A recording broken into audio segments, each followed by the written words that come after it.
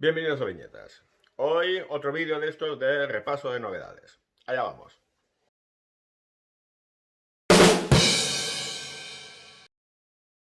Bueno, superado el centenario, he querido hacer un vídeo más normal, más sencillo, de estos que voy haciendo a veces comentando algunas de estas novedades que he ido leyendo en estos últimos meses.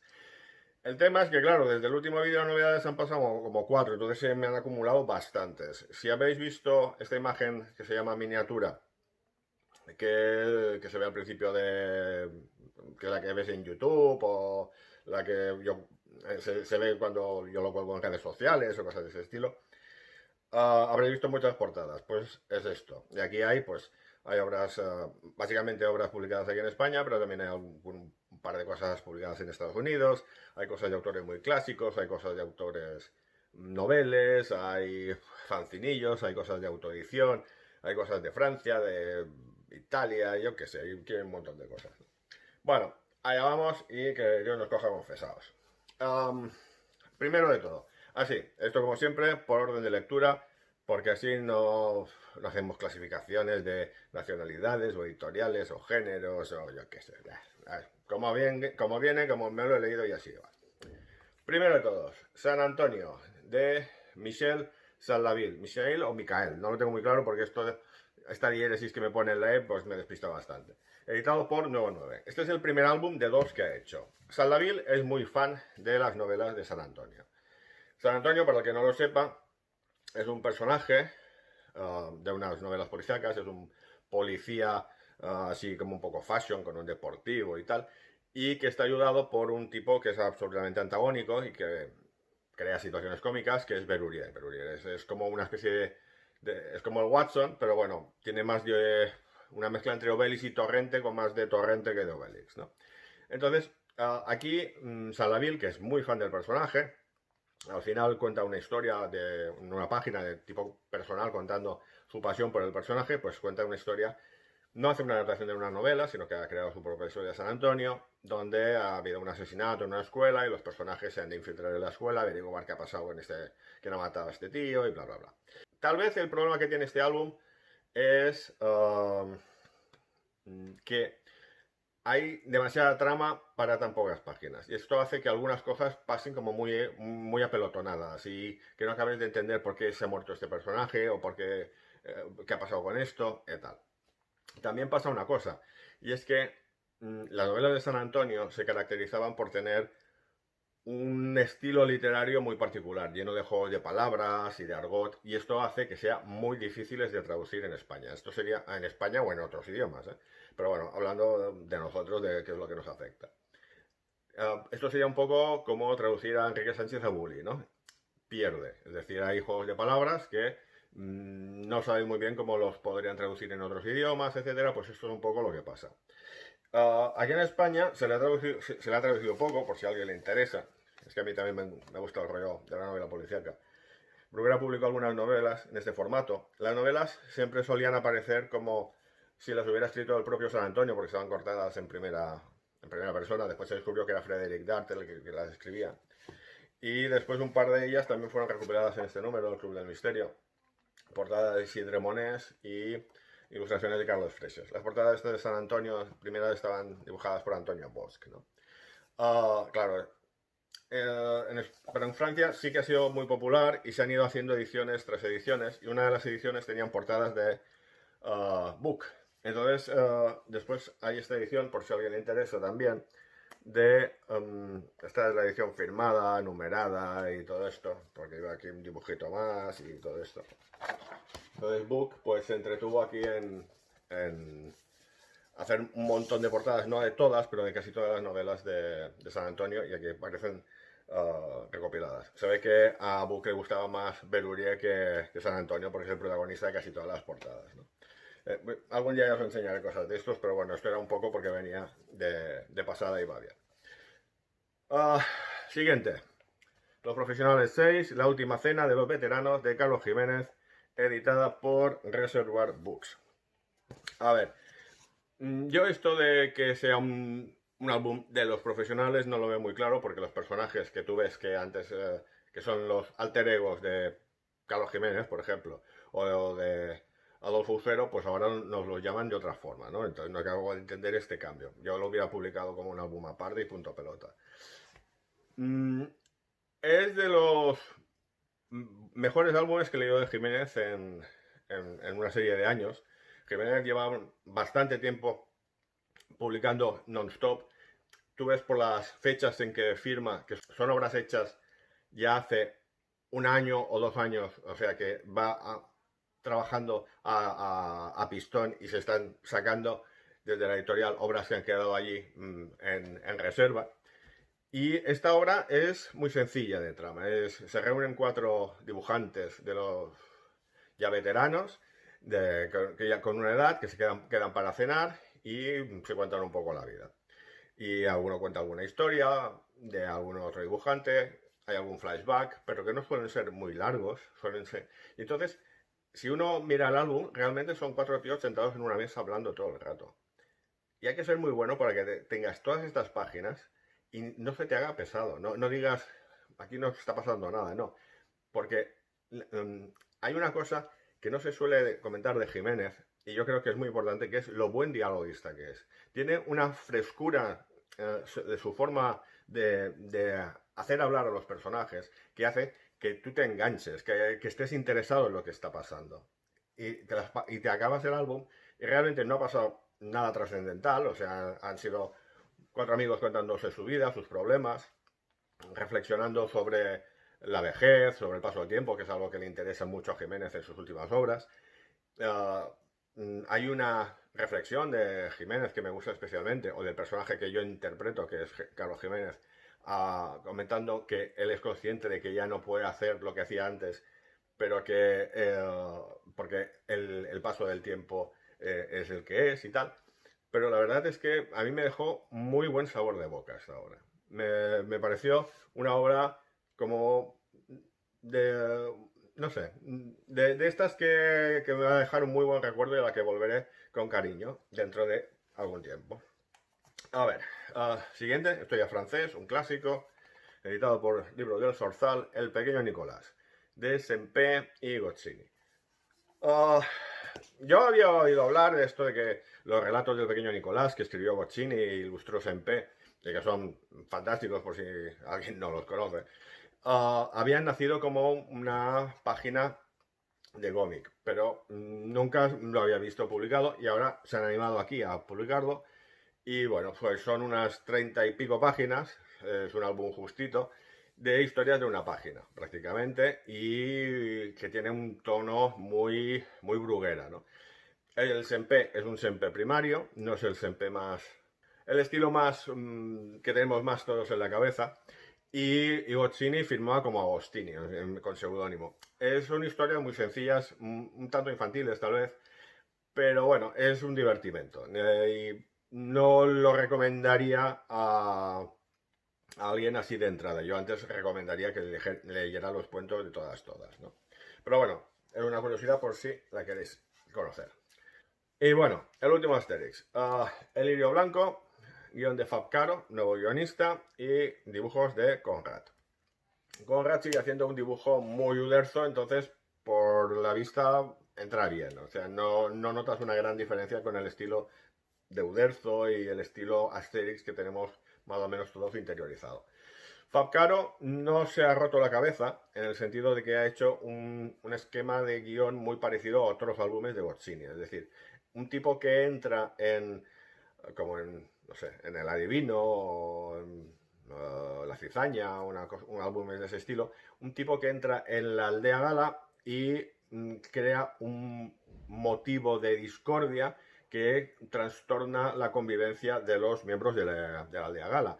En este caso, la cosa va de un tipo en plan pensamiento positivo y que les intenta comer el tarro, rollo autoayuda, en este plan. Entonces, aquí hay mucha sorna, hay mucha mala baba y la verdad es que yo me he reído bastante con algunos de los gags.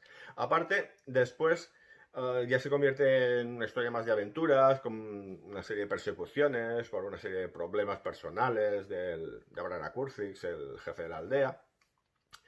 Y que esto sirve también para hacer befa de los restaurantes de moda o los patinetes o cosas de ese estilo.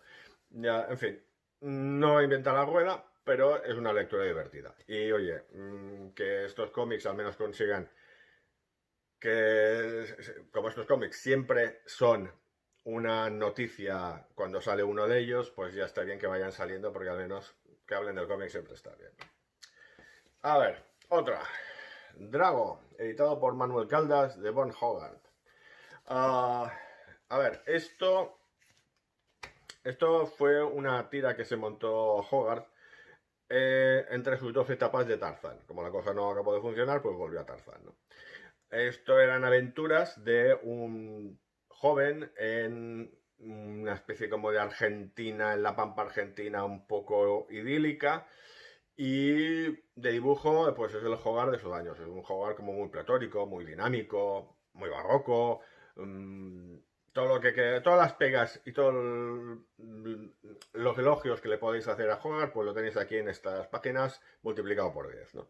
Esta edición es la mejor que yo le he visto de línea de todas las que yo he visto. Yo tengo la edición de Pala, que estaba coloreada por Pere Olivé, por cierto, y que era digna y que la que yo conocí, aunque estaba toda recoloreada, ¿no? Después yo tengo una edición de Pacific Clubs americana que es horrible, o sea, la puedes leer en inglés, pero la línea era espantosa y además era en blanco y negro. Y aquí pues han hecho un trabajo de restauración encomiable. Pegas que yo le veo.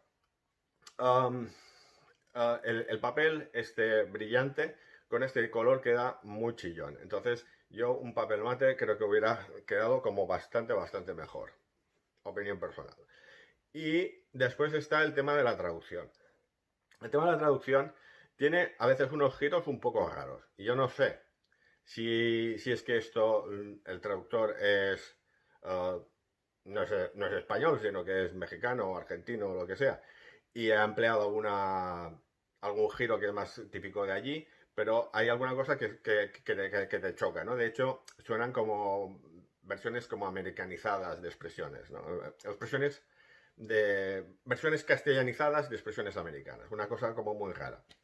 Pero bueno, el cómic en sí no es especialmente interesante de lectura, o sea, es muy bonito, pero la historia no tiene... Son dos aventuras. La primera es una historia con nazis en Argentina y tal, con el barón Zodiac, el conde Zodiac, una cosa así, que es el gran malo de la historia, pero que tiene la gracia de que uno de los secuaces del malo es el padre del protagonista, ¿no? Y que además descubres que el padre era un maltratador y hay una serie de cosas que te chocan un poco y que tienen interés.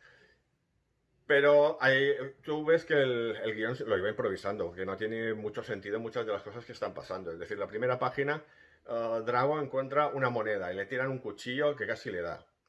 Y después la moneda esta no sirve para nada, no sabes qué pasa por esta moneda. ¿Por qué le han tirado el cuchillo? ¿Por qué han intentado matarle por encontrar una moneda? No tiene ningún sentido, ¿no? O después aparece una de las chicas que le gusta a Drago y tal, aparece que resulta que tiene un novio con el que se va a casar y que es uno de los malos. Y después de unas páginas el malo este desaparece y no se sabe qué pasa con él, ¿no? Entonces, ves que el tío va improvisando y la cosa... Después, al final de esta trama, y la cosa ya empieza a coger un poco más de forma y ves que ya más o menos lleva por unos parámetros más o menos normales, ¿no? No te están haciendo estos cambios raros de apariciones, personajes, que ves que hay una improvisación constante. Después hay una segunda historia que es más corta y que es posiblemente la más famosa, porque Drago ya coge como una segunda identidad de la pantera y una especie como de zorro de la pampa, y entonces la cosa como es como más aventurera y entra mejor. Lo que pasa es que ya duró poco porque se ve que la tira la página no debía venderse muy bien en los periódicos y tal, y después ya se volvió para Tarzán, ¿no? Pero bueno, está bien tenerlo, al menos para poder ver los dibujos un poco bien. Lo que pasa es que os digo que el color para mí un poco chillo, ¿no? Vale, y seguimos. Lubianca, editado por Norma. Guión de Felipe Hernández Cava y dibujos de Pablo Bladey, que han colaborado en otras ocasiones, ¿no? Esto es la historia de una especie de comisario del Partido Comunista en los primeros años de la URSS, que está interrogando y quiere que confiese una serie de cosas un poeta. Después vamos descubriendo que el comisario este es un ex poeta que está frustrado, que siempre lo ha envidiado por su talento, porque está casado con una mujer que él considera que está espectacular y que en el fondo es un resentido, ¿no? Y entonces va a por él para machacarlo y tal. Esto acaba siendo una crítica feroz del sistema comunista. Esto es el cómic en sí, ¿no? Auladay, esta ambientación gris, deprimente, sórdida, sucia y tal, la transmite estupendamente. Y Cava pues nos cuenta toda esta historia, toda esta crítica y se permite un guiño de humor final bastante simpático, que un poco metalingüístico si queréis y que tiene bastante gracia. Yo la pega que le veo de todas formas a este cómic es que tiene esta crítica tan feroz al sistema comunista que, mira, porque lo hemos publicado ahora, porque si esto se hubiera publicado en los años 50 o se hubiera publicado en Estados Unidos en según qué épocas y tal, pues diríamos que esto es un panfleto facha. O sea, esto es así, o sea, tiene una visceralidad que igual, sin entrar en que el sistema comunista de la URSS y tal, podamos estar más o menos en desacuerdo, ¿no?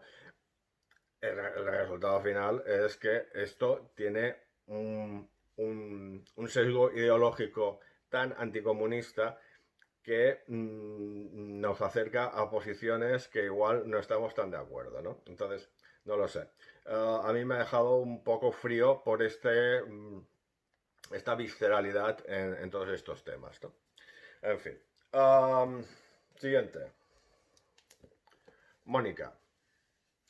Editado por Reservoir Books, de Daniel Close. Esto es un álbum muy divertido, muy simpático, de varias historias. Es la historia de Mónica, la protagonista, pero vista a veces desde otros personajes, de la historia del novio de su madre, de su padre, de ella cuando es no sé qué, y alternado con algunas historias que están coloreadas, el papel del fondo no es blanco, sino que tiene un color más amarillento, marronoso, no sé qué deciros, que son historias como de corte fantástico y que esto uno interpreta que son las historias que ella escribe, etcétera, ¿no? Funciona muy bien. A mí me dio una sensación un poco de estar leyendo a veces un cómic como de la EC, ¿no? En este sentido, historias, hay momentos de guerra, hay momentos de terror, hay un poco de todo. Y la verdad es que funciona bien, excepto por el final, que el final para mí es un poco marcianísimo y me dejó un poco descolocado. Es un poco extraño ese final. Las guardas del álbum no son gratuitas, ¿eh? Tienen una función narrativa y eso también es una cosa que vale la pena conocer. Otro álbum que me ha dejado bastante descolocado, bueno, álbum, por decir algo, sería este, The Mysteries, de Bill Watterson y John Catch, a que no tenía el gusto. A ver, esto es el regreso de Bill Watterson, después de que dejara de hacer Calvin y Hobbes en el 95, su regreso a una publicación más o menos con forma y ojo, ¿no? Porque ha hecho algún dibujo puntual, hizo unas tiras de no sé qué, en plan sustitución, 3 tiras, hizo, bueno, pero nada, miseria y compañía, ¿no?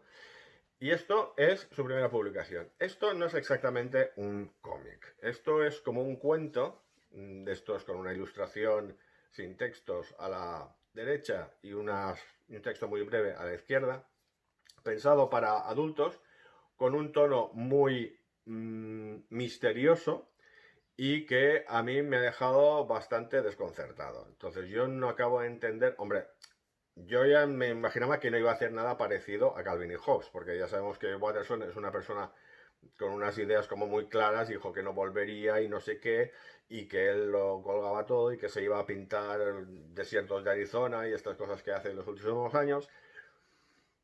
Pero esto no me lo esperaba para nada, porque no acabo de entender qué nos está intentando contar y la historia es antagónica totalmente a lo que nos contaba en Calvin y Hobbes también. En Calvin y Hobbes había humor, pero también había humanidad, había reflexiones, y aquí realmente me ha dado la sensación de que no hay nada. Entonces me ha dejado decepcionado, no te digo decepcionado porque me ha interesado ver ver esta obra, ¿no? Pero muy desconcertado, sí. Entonces, bueno, es lo que hay. En un vídeo anterior os hablaba de un libro de ilustraciones de Alex Ross que había hecho para hacer un mural en las oficinas de Marvel. Esto sería la continuación. Este está ya dedicado a los supervillanos. Son hojas que se pueden arrancar y colgar en caso de que quieras, y que, bueno, pues permite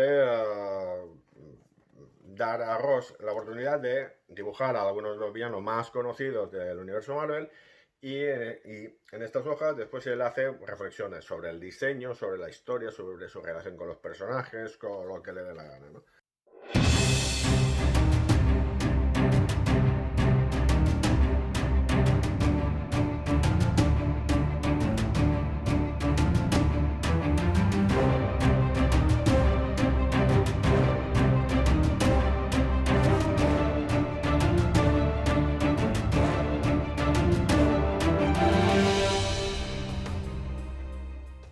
Y al final hay como aquí un montaje pantagruélico de los...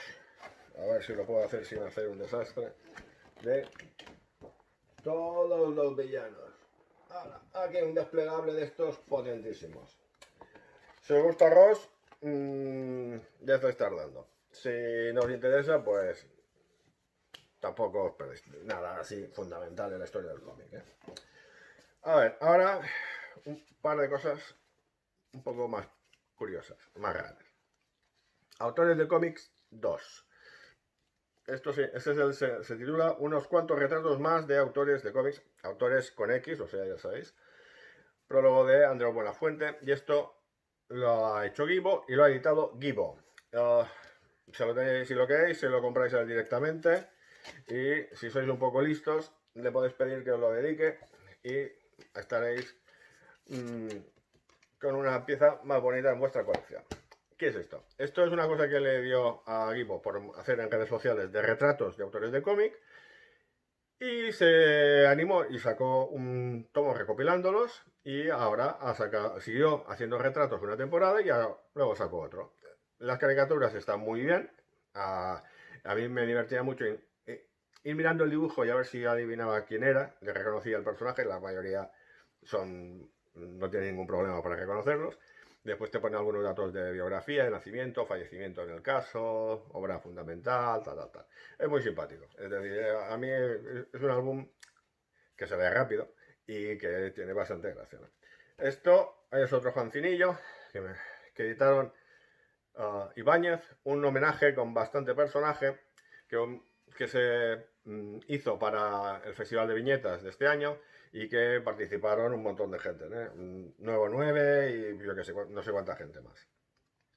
Aquí hay dibujos de autores más o menos conocidos. Laura Pérez Bernetti, Alex Fito y tal, y después fancineros, autores jóvenes, hay un poco de todo.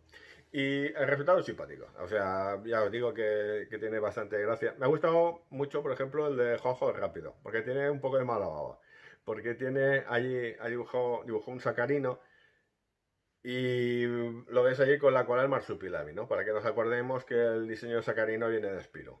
Sí, ya nos hemos dado cuenta ya. Bueno, y esto, siguiente, el de la Batamanta, Isaac Sánchez, editado por Dolmen. A ver, Isaac Sánchez, más conocido para la humanidad como Loulogio, seguramente, hizo una obra muy interesante que era Baños Pleamar. Y aquí cuenta un poco el año después de haber hecho, cómo ha sido su vida, todos los cambios que ha tenido después de haber hecho esta obra, ¿no?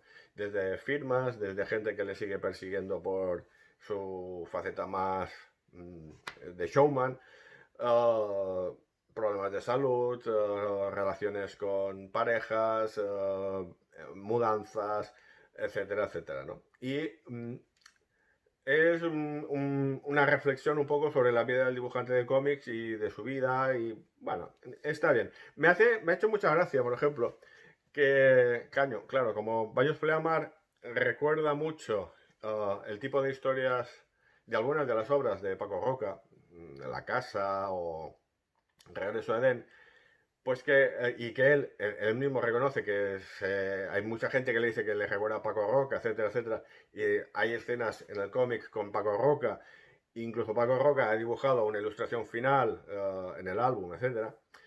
Um, que haga una obra tan en este plan, porque a mí me ha recordado el Emotional World Tour que hicieron Paco Roca y Gallardo contando su gira sí, sus participaciones en mesas redondas, en salones, etcétera, después de haber hecho María y yo Gallardo y Arrugas Paco Roca, ¿no? Es una novela gráfica muy digna y la verdad es que espero a ver con qué nos sorprende en el futuro, ¿no? De Dolmen también hay esta obra, Cuando no duela recordarte, de Lorena Varea. Esto fue un premio del Arjova aquí en Baleares y es la obra novel de esta autora, ¿no? Al menos la primera más importante que yo sepa. Esto es una obra biográfica y cuenta la historia de su madre. De su madre, que era hija de una familia tenía como 14 hermanos, de esos premios de natalidad y tal, como después se vino a vivir a Mallorca, su vida, momentos más o menos duros, trabajando en bares, problemas con familiares, problemas en el trabajo, etcétera, etcétera, y un poco la enfermedad que tenía la madre, ¿no? Tenía un cáncer, entonces esto va alternando el desarrollo de la enfermedad con los recuerdos. El dibujo se ve aún un poco rígido, pero la calidad de la historia, la humanidad, la sinceridad con la que cuenta sin ambaje muchas de las cosas y tal, pues hace que la lectura funcione muy bien, ¿no? O sea, espero que siga haciendo cosas, porque la verdad es que ha sido un gustazo. Santo Súbito, de Manuel Fontevila al guión, Alfonso López al dibujo y editado por DQ Comics, posiblemente uno de los últimos cómics que edite, lamentablemente. Esto era un cómic que se hizo hace años para Fluid Glacial y aquí nadie se ve que tuvo interés en sacarlo o los autores no lo movieron mucho porque no encontraban quién les podría interesar, no lo sé. Pero bueno, al final ha salido. Estos son historias de San Apapucio y un chaval que le llega una llamada divina y decide ser santo y todos los desastres que le pasan. Es como unas historias de un aspirante a santo que, bueno, hace milagros. Si dice hey McKay, en plan magia, potagia, pues pasan cosas. Y tiene un punto así brugueril el jueves, no sé qué deciros. Y bueno, es divertido. Es divertido. Lo que pasa es que me da la sensación de que iban a hacer más historias con San Apapucio y las cruzadas y tal, pero cuando se cortó la serie en Fluid Glacial quedó un poco allí a media res. No es que te dejen colado con nada, porque todas son historias cortitas y tal, pero bueno, es un álbum simpático, ya os digo. Simpático sí que lo es. Posiblemente también sea uno de los trabajos más bonitos de Alfonso López, ¿no? Así con este bitono y tal, está muy, muy bonito. Oye, esto es una marcianada, pero bueno. The Detective Chimp Casebook. Esto es un tomo de DC, tapadura, portada así de Boland, que recopila todas las historias del detective chimpancé. Esto, los más viejos del lugar, igual recuerdan alguna historia de complemento que se publicaba en los tebeos de Novara. ¿Qué era esto? Esto era, en los años 50 DC publicaba en sus cómics normalmente 3 historias. Y en una colección, que era Rex el perro maravilla, había 2 historias de Rex, la primera y la tercera, y la segunda eran personajes varios, hasta que en el número 4 empezaron a sacar una historia de El detective chimpancé. El detective chimpancé se ve que le hizo gracia a la gente y decidieron convertirlo en una serie regular. Y fue la serie de en medio a partir del número 6 hasta el final de la colección en el 40 y pico.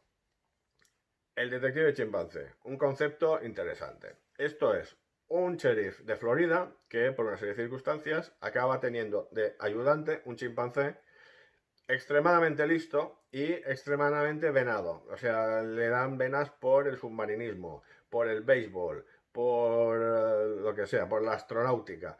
Y siempre estas pasiones que le pegan al chimpancé este, siempre le van bien para que él acabe resolviendo los casos, deteniendo a los criminales, descubriendo a los criminales o cualquier cosa de estas. No tiene ningún sentido. Es decir, es un cómic infantil marcianísimo. Pero es tan marciano, que si te lo tomas con sorna, te lo puedes pasar como los indios, que es lo que me ha pasado a mí. Eso sí, has de ir leyendo las historias poco a poco, ¿no? Porque son un poco formulaicas y si te lees muchas seguidas llegas a quedar un poco así hastiado, ¿no? Los dibujos son la gran mayoría de Carmine Infantino, a veces intentado por él, a veces intentado por otra gente como Sibarri o gente así. Pero es una historia, son historias bastante simpáticas. Al final te meten una historia que se hizo ya en los 80 o en los finales de los 70, principios de los 80, no sé exactamente, de un complemento que era ¿qué fue de? Y entonces decían ¿qué fue de Rex el Perro Maravilla y el detective chimpancé? Y contaban, bueno, la historia, que es una historia dibujada por Jill Kay, ¿no? La portada esta es de un de un one shot que hicieron, de un crossover y no sé qué, que no sé qué pasaba con el Doctor Fate y por eso aquí tenemos el detective chimpancé con el caso del Doctor Fate, aunque no tiene nada que ver con nada del interior, ¿no? Bueno, esto no creo que lo saquen por aquí ni con crowdfunding, o sea que, bueno, si os interesa, ya sabéis, a practicar inglés.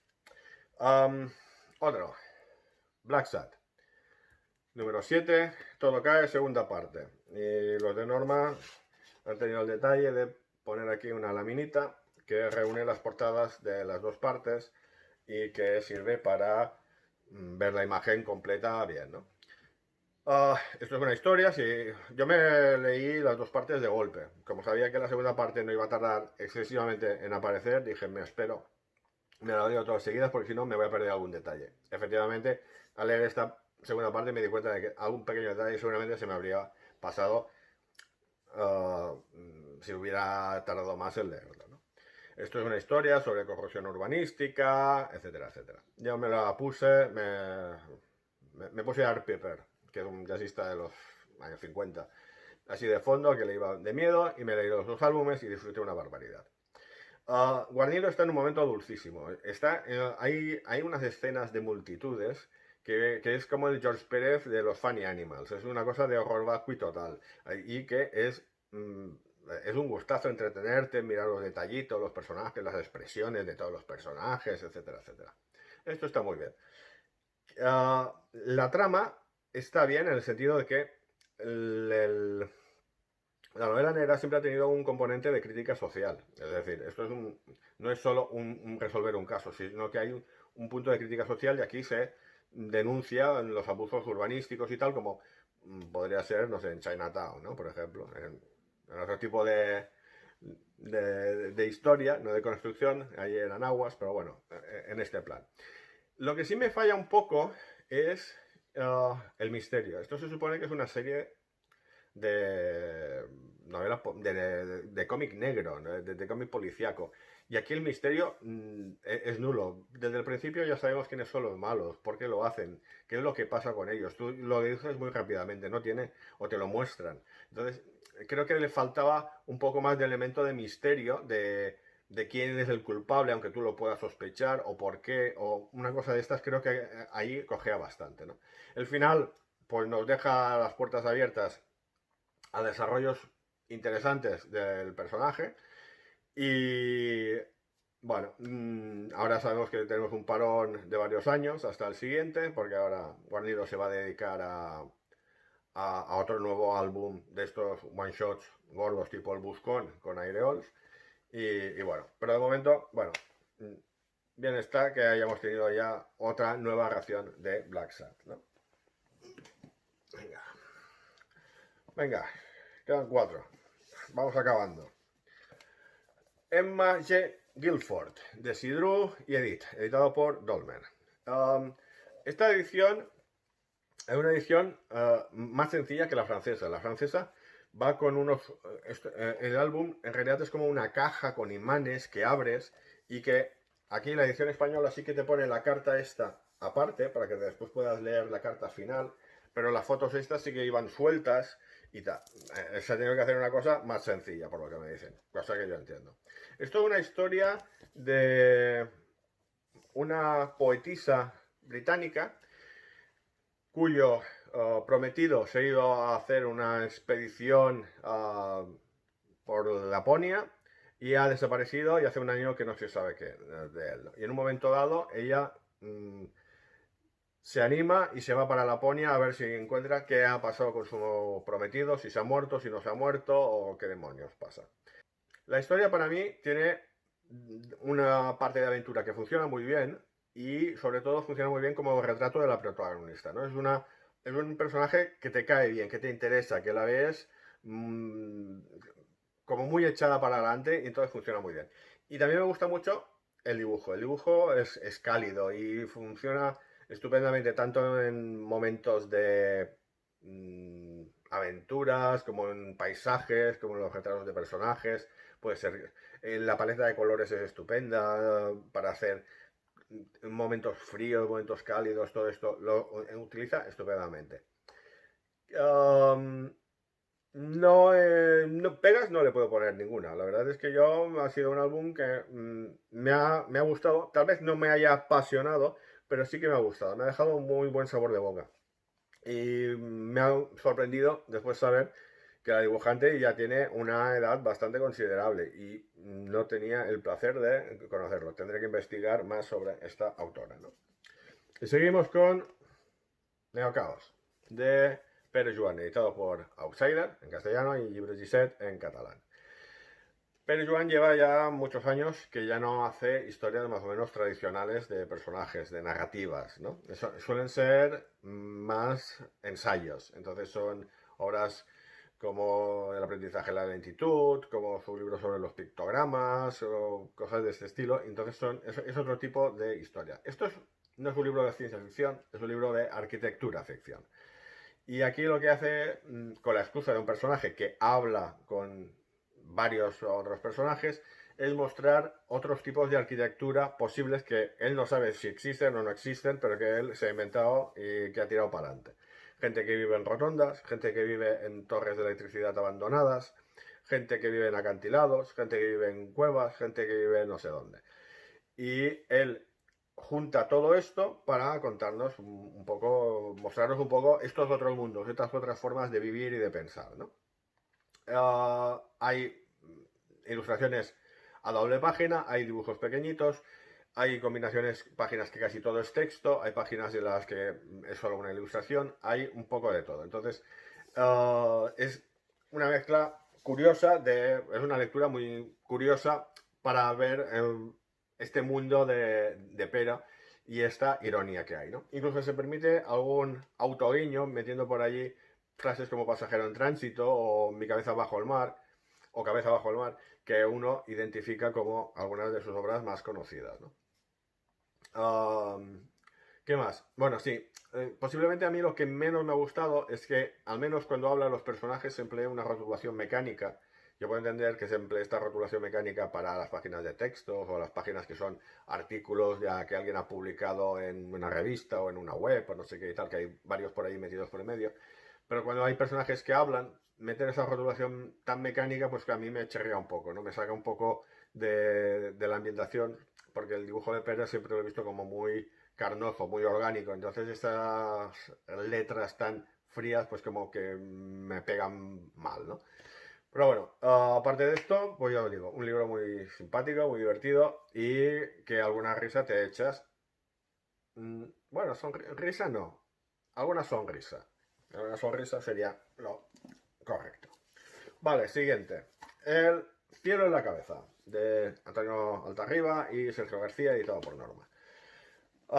Esto es una historia dura. Esto es una historia a base de capítulos que cuenta la historia de un chaval de 12 años que está en las minas del Congo machacado por los militares y que acaba siendo un niño soldado, todas las barbaridades que ha de hacer, todas las barbaridades que ve y que decide llegar a Europa, ¿no? Y allí le pasan historias más aventureras, historias muy duras, momentos muy duros, momentos muy bestias, algunos más bonitos, como posiblemente mi favorito, que es el combate culinario. Y bueno, es una historia filosa, es de estas que te deja marcado y que le das vueltas los días siguientes, ¿no? Es una historia filosa de estas que te hace cortes cuando lo vas leyendo. Uh, Además, Sergio García hace una cosa que a él siempre le ha interesado mucho, el tema de la narrativa, del movimiento de los personajes en la página, etcétera. Se permite algunas de estas páginas hacer juegos de estos, ¿no? De mostrar un único decorado e ir moviendo los personajes en ese único decorado y incluso subiendo por un árbol y haciendo cosas así un poco curiosas. Es un álbum que, digamos, no diré deprimente, pero que no es... Tenéis que leerlo un momento que tengáis el día para algo un poco duro. No es un libro así de aventuras, normalito y jijijaja, ¿eh? Es otra cosa. Claro, yo me quedé así como diciendo, uff, qué durillo. Entonces dije, me voy a leer algo más ligero. Y con este acabamos por hoy. El último rebelde de Claudio Nizzi y Colin Wilson, editado por Nuevo 9. Y en la colección Laramie, que es una cosa que ha montado Nuevo 9 y otra gente que tiene una librería conocida de Madrid, ¿no? Esto es uno de los texones, es decir, Tex se publica en Italia de forma mensual, hay recopilatorios y cosas así, y después están los texones, que son unos extras anuales que normalmente se le encargan a un autor con un cierto prestigio. Entonces ha habido texones de estos que los ha hecho Bernet o Joe Kubert o gente así, ¿no? Enrique Breccia, que habían publicado uno anterior. Y aquí cogieron a Colin Wilson. Colin Wilson es dibujante neozelandés, creo que es, pero que trabaja en todas partes, porque ahora trabaja aquí en Italia, ha trabajado en Francia haciendo la juventud de Blueberry, ha trabajado para Wildstorm, para Estados Unidos, y es un hombre disperso. Esto es un álbum de aventuras del oeste, de toda la vida, con mucho oficio, porque jugando con muchos tópicos, muchas veces le da la vuelta y te lleva por sitios donde no te esperas. Véase, el malo principal de la historia, uno se espera que haga una serie de cosas y al final no va por allí la cosa. Y sobre todo el dibujo, ¿no? El dibujo de Wilson en blanco y negro es un disfrute, es decir, funciona muy bien. Cabalgatas, caravanas, persecuciones, peleas, todo esto se lee muy bien y es un álbum de estos y mira que es gordillo, ¿eh? O sea que no es que te lo leas en 20 minutos, pero la verdad es que se lee y se lee de un tirón sin ningún problema. Una de aventuras estupenda, oye. Y con esto nada más. Nos vemos en el próximo vídeo. Salud.